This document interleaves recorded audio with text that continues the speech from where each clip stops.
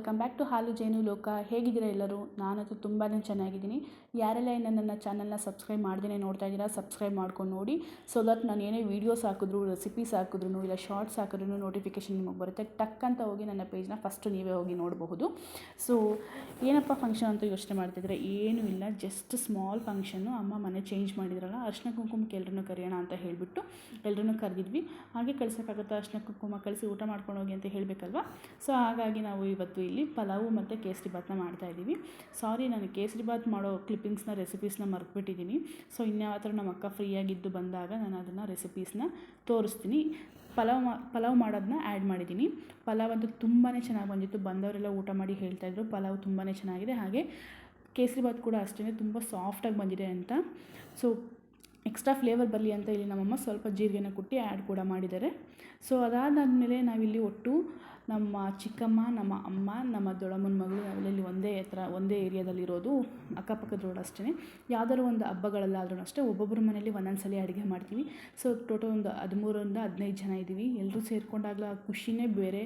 ಏನೇ ಮನಸ್ತಾಪ ಇರ್ಬೋದು, ಏನೇ ಜಗಳ ಇರ್ಬೋದು, ಬಟ್ ಒಂದು ಟೈಮಲ್ಲಿ ಅಡುಗೆ ಮಾಡ್ಕೊಂಡು ಸೇರ್ತಾ ಇರ್ತೀವಲ್ಲ, ಒಬ್ರಿಗೊಬ್ರು ಕಾಲು ಎಳೆಯೋದಿರ್ಬೋದು, ಒಬ್ರಿಗೊಬ್ರು ಹೆಲ್ಪ್ ಮಾಡೋದಿರ್ಬೋದು, ತುಂಬಾ ಚೆನ್ನಾಗಿರುತ್ತೆ. ನೀವು ಕೂಡ ಟ್ರೈ ಮಾಡಿ ನೋಡಿ.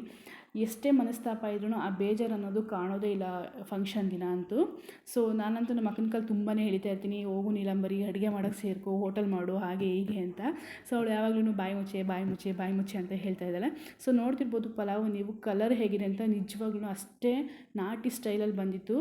ಸೊ ಅದಾದ ನಂತರ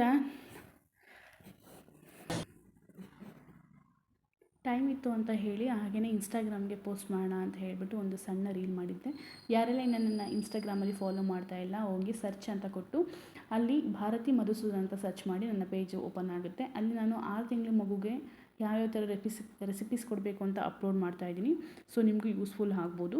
ಅದಾದಮೇಲೆ ಬೆಳಗ್ಗೆ ಏನಪ್ಪ ತಿಂಡಿ ಮಾಡೋದು ನನ್ನ ಮಗುವಿಗೆ ಸ್ಕೂಲಿಗೆ ಅಂತ ಹೇಳಬೇಕಾದ್ರೆ ಅಮ್ಮ ಹೋಗಿ ಆಲ್ರೆಡಿ ಚಿತ್ರಾನ್ನ ಮಾಡ್ತಾಯಿದ್ರು. ಸರಿ ಆಯಿತು ಅಂತ ಹೇಳಿಬಿಟ್ಟು ಅದನ್ನು ಕೂಡ ಕ್ಲಿಪ್ಪಿಂಗ್ಸ್ ತೊಗೊಂಡು ಆ್ಯಡ್ ಮಾಡೋಣ ಅಂತ ಹೇಳ್ಬಿಟ್ಟು ಆ್ಯಡ್ ಮಾಡ್ತಾರೆ. ಟ್ರಸ್ಟ್ ಮೀ, ನಮ್ಮ ಅಮ್ಮ ಮಾಡೋ ಚಿತ್ರಾನ್ನ ತುಂಬಾ ಇಷ್ಟ. ಚಿತ್ರಾನ್ನಕ್ಕಿಂತ ರಾತ್ರಿ ಮಾಡಿರೋ ಅನ್ನದಲ್ಲಿ ಒಗ್ಗರಣೆ ಅನ್ನ ಮಾಡ್ತಾರಲ್ಲ, ಅದಂತೂ ತುಂಬಾ ಚೆನ್ನಾಗಿರುತ್ತೆ. ಯಾರೆಲ್ಲ ಕಮೆಂಟ್ ಸೆಕ್ಷನ್ ಯಾರಿಗೆಲ್ಲ ಒಗ್ಗರಣೆ ಅನ್ನ ತುಂಬ ಇಷ್ಟ, ಕಮೆಂಟ್ ಸೆಕ್ಷನಲ್ಲಿ ಕಮೆಂಟ್ ಮಾಡೋದನ್ನು ಮರಿಬೇಡಿ.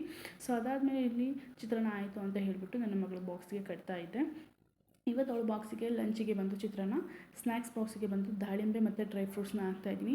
ಆದಷ್ಟು ಬೇಕರಿ ಫುಡ್ಗಳನ್ನ ಅವಾಯ್ಡ್ ಮಾಡಿ ಅಂತ ಹೇಳೋದಕ್ಕೆ ಇಷ್ಟಪಡ್ತೀನಿ ಸ್ಕೂಲ್ಗಳಿಗೆ. ಬಿಕಾಸ್ ಯಾಕಂದರೆ ಈಗಿನ ನಡುವೆ ಅಂತೂ ತುಂಬಾ ಕಲಬೆರಕೆಗಳು ಶುರುವಾಗಿದೆ. ಎಲ್ಲದರಲ್ಲೂ ಪ್ರತಿಯೊಂದರಲ್ಲೂ ಊಟ ಮಾಡೋ ಅಂದರೂ ಕೂಡ ಕಲಬೆರಕೆನೇ ಶುರುವಾಗಿದೆ. ಆದಷ್ಟು ಹೋಮ್ ಮೇಡ್ ಫುಡ್ಗಳನ್ನೇ ಕಳಿಸಿ ಅಂತ ಹೇಳೋದಕ್ಕೆ ಇಷ್ಟಪಡ್ತೀನಿ. ಯಾವ್ಯಾವ ಥರ ರೆಸಿಪೀಸ್ ಬೇಕು, ಯಾವ ಥರ ವೀಡಿಯೋಸ್ ಬೇಕು, ನನ್ನ ಕಮೆಂಟ್ ಸೆಕ್ಷನಲ್ಲಿ ಕಮೆಂಟ್ ಮಾಡಿ ಅಂತ